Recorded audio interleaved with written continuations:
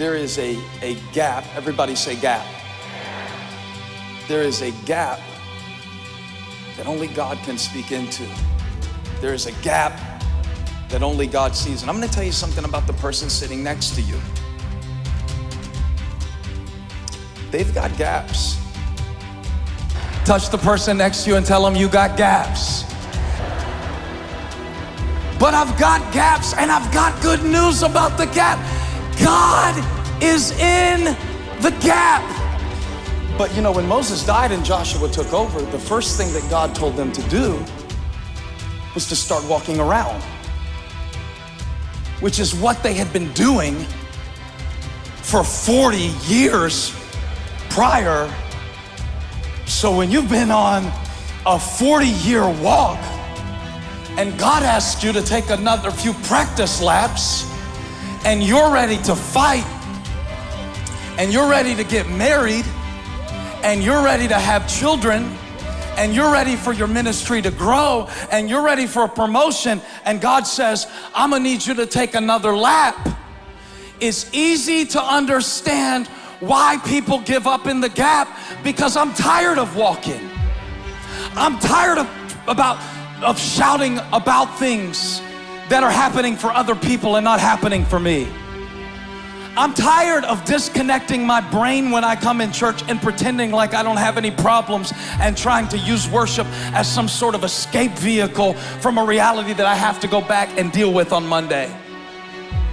I'm tired of it. And I thought I was going from glory to glory. I thought I was going up, and God says, no, before you go up and before you go in, you gotta go around. Do you know that none of them knew that God had told Joshua on the 7th day the walls were gonna fall? Only Joshua knew that part. So for all these guys know, this is our new normal.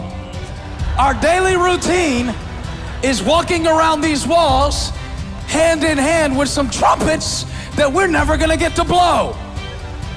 This is our new normal. That's all they know at this point. Shut up and walk, and shut up and walk. But I thought we were going in. I thought if we were strong and courageous, and do not be terrified, and do not be discouraged, for the Lord your God will be with you wherever you. No, God says no.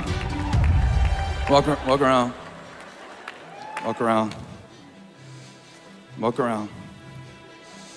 Question is, what do you do when progress isn't obvious? So while you're walking, here's the thing about it. While you're walking, you don't see anything. Nothing. Nothing. Nothing. I must be stuck. Nothing. Maybe God didn't really promise it. Nothing. Maybe I'm just not meant to be happy. Nothing.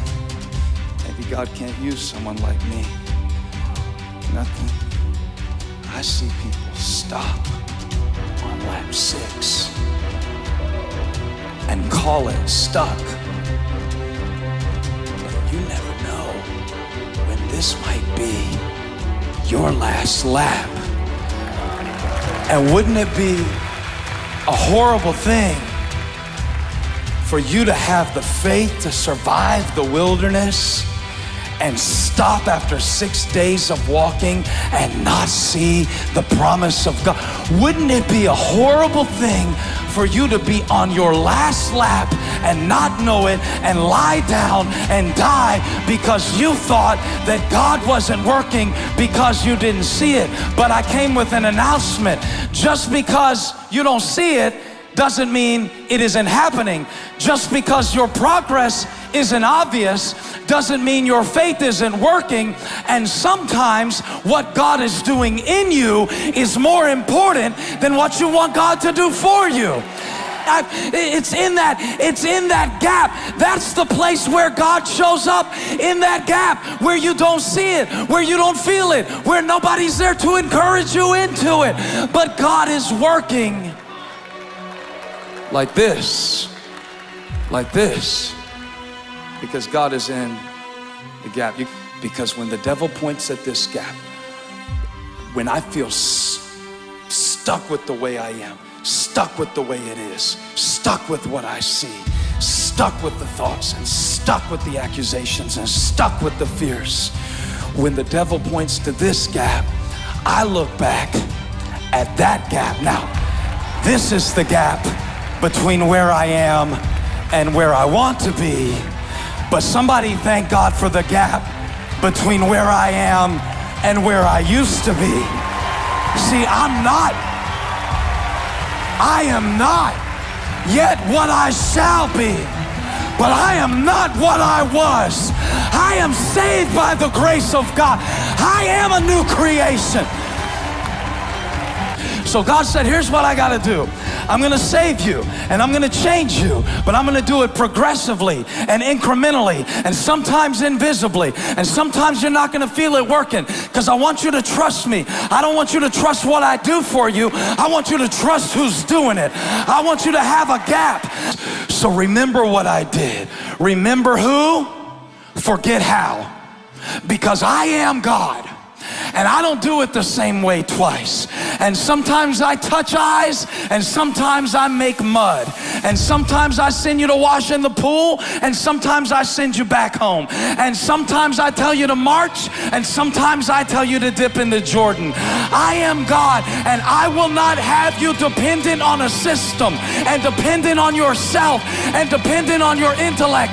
So I had to bring you out here into a situation where you don't understand, and you don't feel certain, and you don't think you're enough. I had to bring you in the gap, but here comes my glory, is in the gap, not when you get there. God is with me in the middle. God is with me in the midst. God is with me in the battle. God is with me in the storm. God is with me on Saturday. God is with me in the midnight hour. God is with me in the middle. God is making a way. I'm not stuck. I might be frustrated. I might have some failures. I might have some issues. I might have some things I'm working through, but I'm not stuck. The throne is in the middle. The tree is in the middle. The cross is in the middle. And God is in the middle. Whatever I'm in the middle of, God is with me in it.